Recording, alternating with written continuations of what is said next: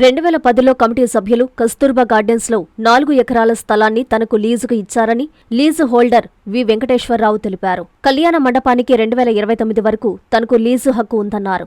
ఆ ఒప్పందంతోనే సుమారు 4 కోట్ల రూపాయలతో కళ్యాణ మండపాన్ని ఆధునిక సౌకర్యాలతో తీర్చిదిద్దానని చెప్పారు.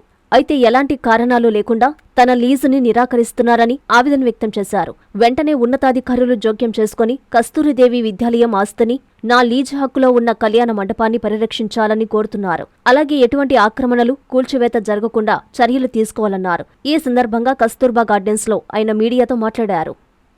2010లో ఈ కస్తూరి విద్యాలయం కమిటీ వారు పిలిపించి నాకు 4 ఎకరాలు స్థలంని లీజుకి ఇచ్చారు. కళ్యాణ మండపం కట్టుకొని వ్యాపారం చేస్తూ అట్లానే స్కూలు విద్యార్థులకు ఎయిడెడ్ స్కూలు బెదవాడ గోపాల్ రెడ్డి కాలేజీ మహిళా కళాశాల ఉండింది. అప్పుడు దానికోసం నాకు లీజుకి ఇచ్చారు. అప్పుడు కమిటీ సెక్రటరీ జేవిరెడ్డి గారు. తర్వాత 2017లో అభివృద్ధి పనులు చేపట్టే దానికోసంగా నేను కమిటీ వారిని కోరటమైనది.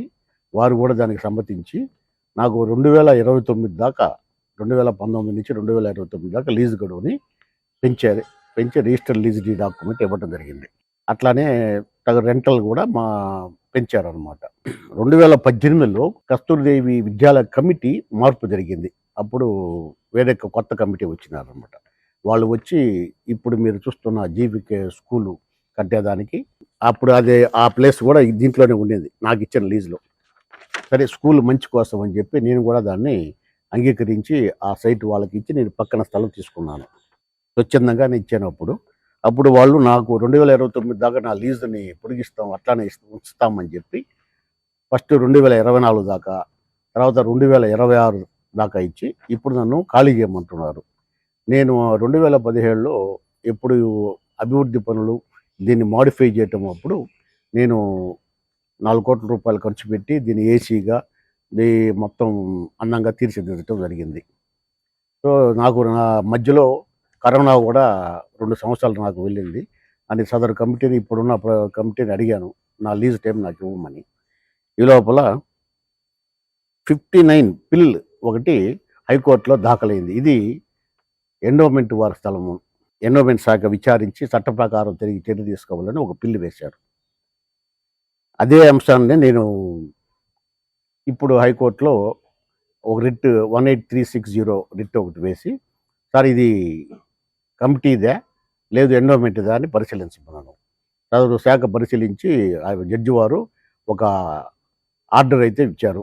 3 వారాల్లో ఈ శాఖకి ఈ విద్యాలయం కమిటీకి ఒక ఎగ్జిక్యూటివ్ ఆఫీసర్ని నియమించమని అప్పుడు దాకా స్టేటస్ కో అంటే ఈ ఉన్న కళ్యాణ మండపం స్థితిని యథాస్థితిగా కొనసాగించమని కోర్టు ఆర్డరు ఇచ్చారు.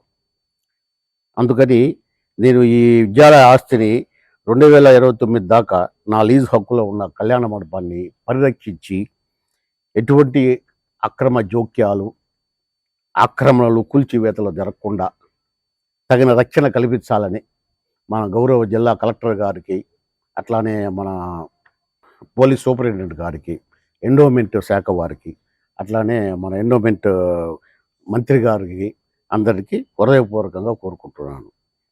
అలాగే ఈ హైకోర్టు ఉత్తర్వులను అందరూ గౌరవించి స్థలాన్ని తమ చేతుల్లోకి తీసుకోకుండా న్యాయస్థాన ఆదేశాలకు అనుగుణంగా వ్యవహరించాలని ప్రజలకు, అధికారులకు వినమ్రంగా నా విజ్ఞప్తి చేస్తున్నాను.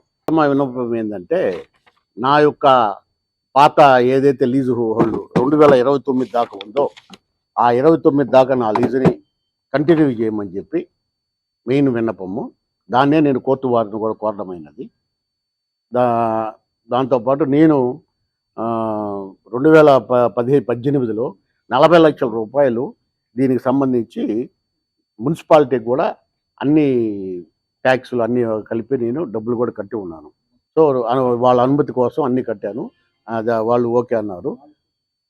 నా 4 కోట్ల రూపాయలు పెట్టుబడి పెట్టి నేను మధ్యలో కరోనా వచ్చి ఏమీ దీని మీద సంపాదించుకోలేని నష్టపోతున్నాను. కాబట్టి నా పాత లీజు 2029 దాకా ఏది ఉందో ఆ లీజుని కోరడం అయింది. అటు కమిటీ వారిని కానీ, ఇటు కోర్టు వారిని కానీ దాన్ని కాబట్టి నా 2029 దాకా నా లీజుని కంటిన్యూ చేయమని కోరుతున్నాను.